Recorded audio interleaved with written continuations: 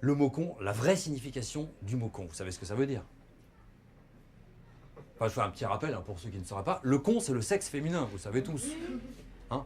D'ailleurs, comme on dit, un con qui va, jeun. Alors, loin de moi l'idée de faire... dans le vulgaire, c'est juste une parenthèse culturelle et pédagogique, ne doutez pas. Donc, notez bien que dès qu'on dit de quelqu'un ou de quelque chose qu'il est con, on s'adresse au sexe féminin.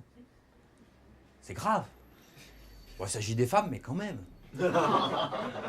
Notez qu'il y a encore du chemin à faire par rapport au sexisme. Hein. Donc, quoi qu'il en soit, dorénavant, évitez les expressions stupides du genre « con comme une bite ». Ça n'a aucun sens.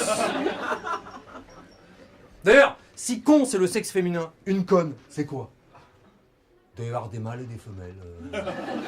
Ce qui tendrait peut-être à expliquer l'homosexualité féminine. Enfin, je sais pas. D'ailleurs, en parlant bougie, ça nous arrive tous. On parle bougie des fois. Eh ben, un vulgaire concierge ne l'est pas forcément. Même s'il est paraffiné. Bon, revenons à l'étymologie. Donc le con vient du vieux français et plus particulièrement du latin. Cunus, qui veut dire vulve en latin bien sûr. Cunus cuni, qui a donné par extension de la langue différents mots qu'on ne citera pas. On peut quand même citer dans le vocabulaire coïtal de l'époque certains mots qui ont perduré et que vous connaissez comme déconner, contrairement à enconner qui lui a disparu. Oui. Déconner qui signifie littéralement se retirer, sortir du con. Alors qu'aujourd'hui, déconner voudrait plutôt dire délirer, être à côté de la plaque, ne pas assurer.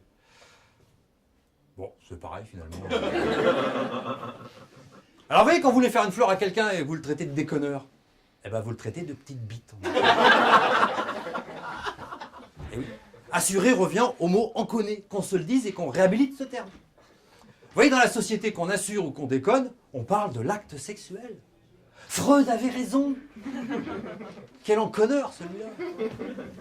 Quant au mot connasse, il désignait jusqu'au 19e siècle une prostituée de rez-de-chaussée. Enfin, c'est-à-dire de bas étage. Quoi.